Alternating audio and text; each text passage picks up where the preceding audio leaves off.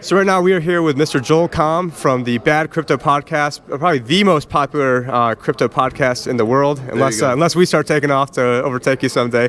But no, one of the things, but with Joel, he's constantly talking to all different professionals, all different people's walks in life, and it's also a podcast where you can go back from the beginning and listen to if you're just getting into crypto.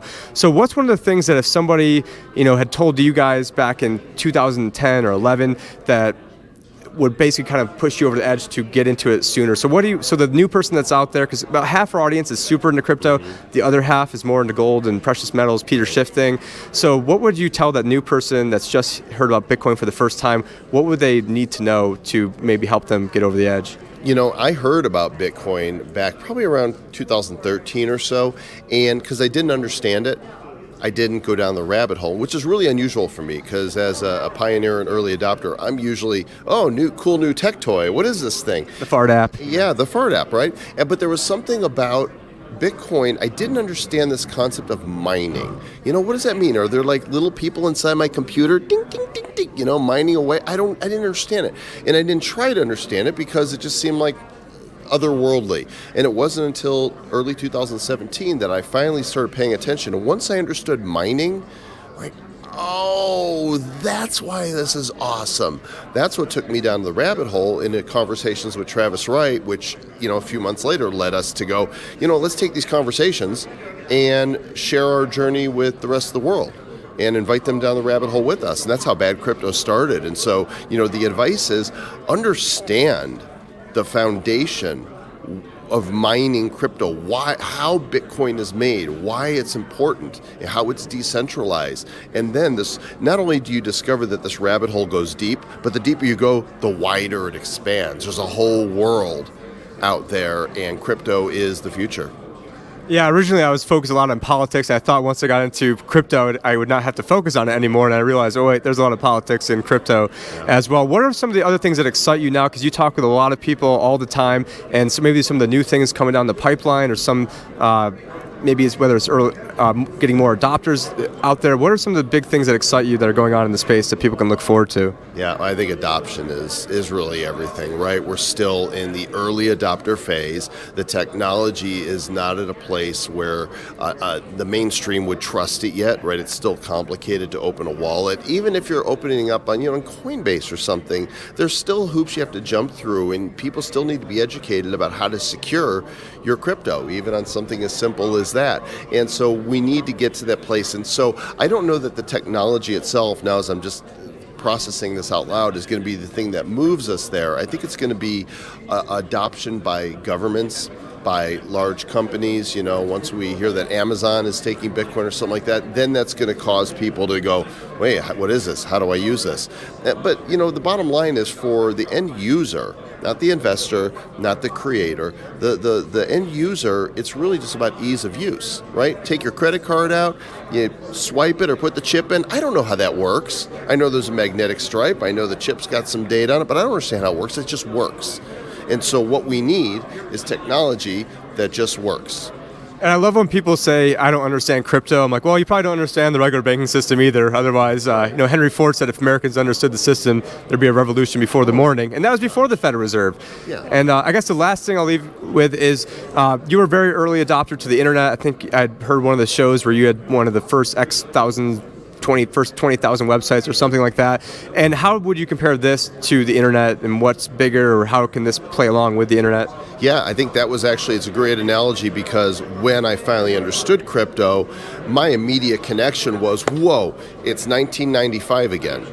Because the crypto and blockchain world looks, smells, tastes, feels, sounds a lot like that. I've been here before. This is deja vu. And that's why I instantly knew, all right, here we go again. This is the next wave. Only I believe that the blockchain disruption is going to be more impactful and affect more verticals, more businesses, more individuals, more lives than what we've seen with, the mobile disruption and with the World Wide Web. It's going to be big. We're talking about a fundamental shift in payments, transactions, data, storage, and all the verticals that use that, which is essentially everything, right? So I'm super excited about it, and I do feel like it's 1995 all over again. Yeah, it's certainly an exciting time to be here, exciting time to be in the space. And where can people find out more about you, whether it's Twitter or Facebook or downloading the podcast? Yeah, go to badcryptopodcast.com, or if you want to look me up, it's just at Joel Comm everywhere, all the places that matter. All right, thank you, sir. Appreciate your time today. Pleasure. Don't call me sir. Not sir. I never wear a suit, so I got to do it. Bad. Thank you. Yeah. Good? I'm good. Yeah. Everyone, this is Tim Picciott, the Liberty Advisor, and we are here with Caitlin Long. And right now we are in Vegas for Coin Agenda, Vegas Blockchain Week. So don't be confused with the Familia behind us. That's in Spain. And Caitlin, she is on the forefront of securities legislation in Wyoming. I know it sounds like a boring topic, but trust me, she's done a ton for the space. And so can you tell us a little bit about some of the different laws that you've had and some of the effect that you've had for people in Wyoming, specifically for crypto? Well, over 2 legislative sessions, we've passed 13 different laws through the Wyoming legislature. All of them have been signed by the governors.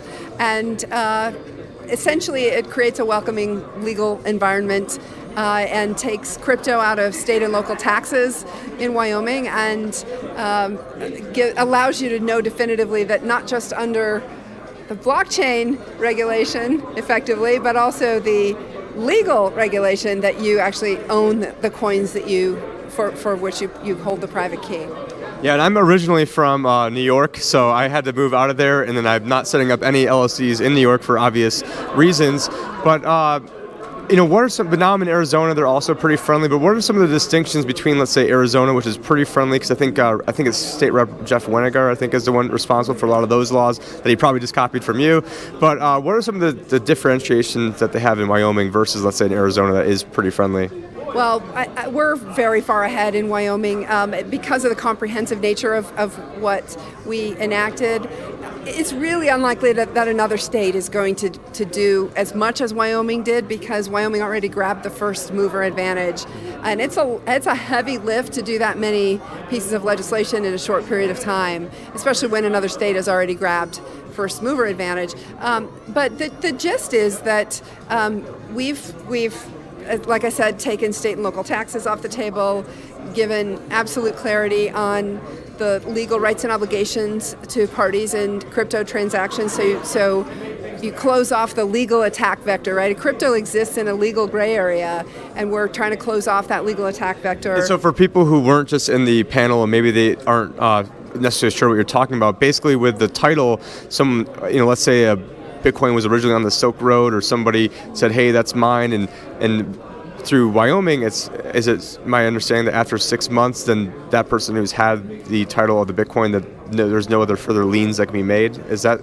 Yes, that's right. It's 2 years, which is consistent with the federal statute of limitations for fraudulent conveyance. So if your crypto is located in Wyoming, which I realize is a weird concept for a digital asset, but there are ways you can get your crypto deemed located in Wyoming, then all the liens are cleansed after 2 years, yeah. And it's important to know for the people at home that you don't actually have to live in Wyoming to have a business or a trust domiciled in Wyoming. Is that correct?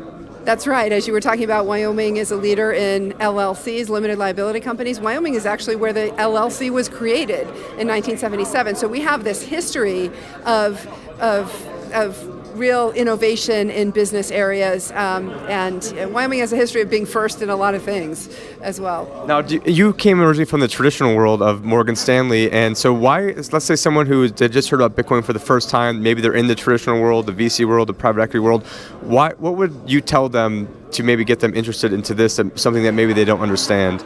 Well, to me, crypto is insurance against failure of the settlement system in traditional financial services. The traditional financial industry requires us to store our assets at intermediaries with whom we have a debtor-creditor relationship. We tend to think about we own the shares in our brokerage account. No, we don't.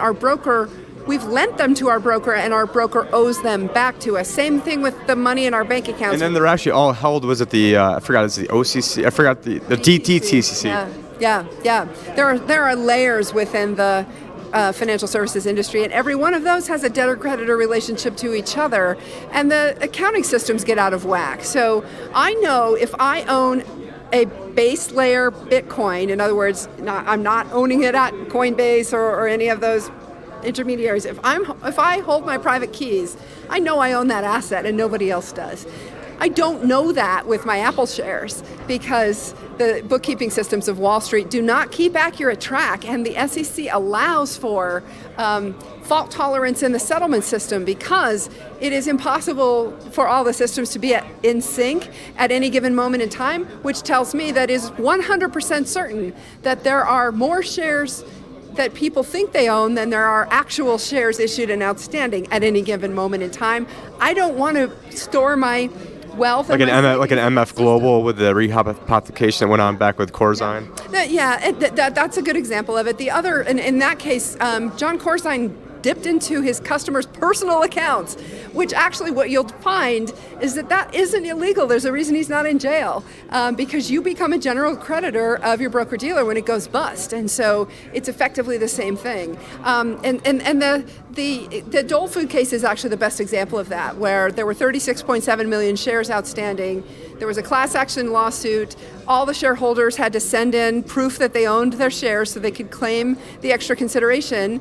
There were 36.7 million outstanding, but 49.2 filed for that extra money, and all of those 49.2 million filings were backed up by valid brokerage statements. So the system created 1/3 more shareholders, 1/3 more people who thought they owned Dole Food shares than actually did. The interesting question about that is, where'd the money go for all those people who bought those phantom Dole Food shares, and what's the impact of the artificial supply of Dole Food shares satisfying real demand for Dole Food shares? It clearly suppressed the price, and it was just one of the many skimming mechanisms that exist in the financial industry today. Okay, and lastly, do you see any new, or what other things are coming down the pipeline in terms of maybe new innovation? Or I don't know if you want to tip your hat so that way your enemies know how to line up against you, but what can you tell us that maybe Wyoming is doing that might be coming down the pipeline? Well, in fact, everything Wyoming does is open meetings. This is government, so it's open meetings. So everybody, if you want to, you can see what we're doing. We have 7 new bills coming this year.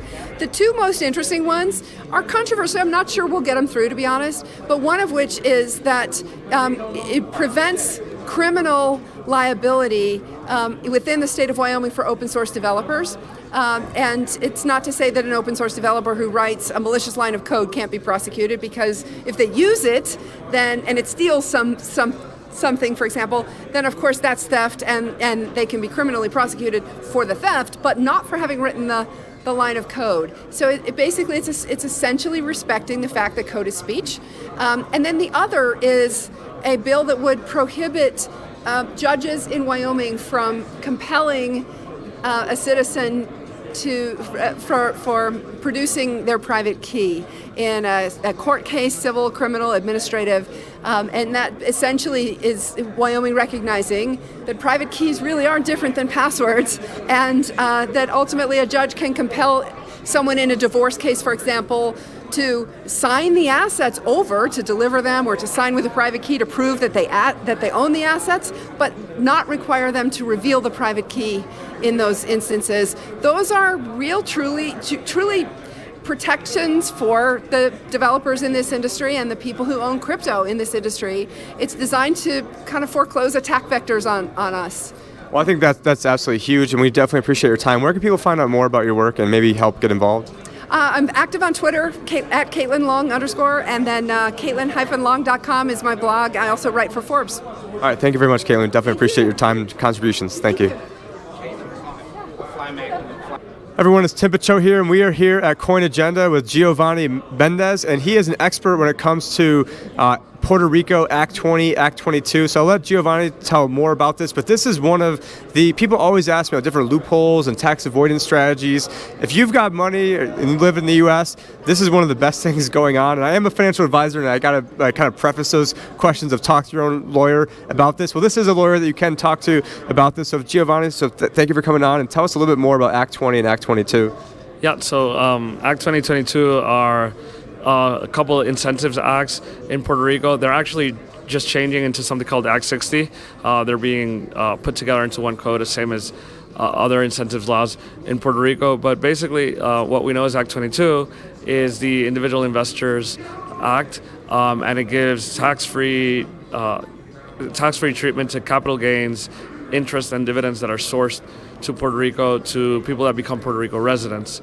And then that extends to cryptocurrency, but also equities and privately held companies, gold and silver bullion, other commodities that you may trade as well. So it extends to all of those as long as they're sourced to Puerto Rico and trading equities, etc. Now, one thing that I want to clear up is you can't take let's say you've made $10 million on Bitcoin, you can't take that, move it to Puerto Rico to avoid gains. It's just gains that were basically from when you moved to Puerto Rico. Is that correct? 'Cause I know a lot of people think, hey, I'll just take all my gains down to Puerto Rico and avoid taxes. Is that something that people can do? So the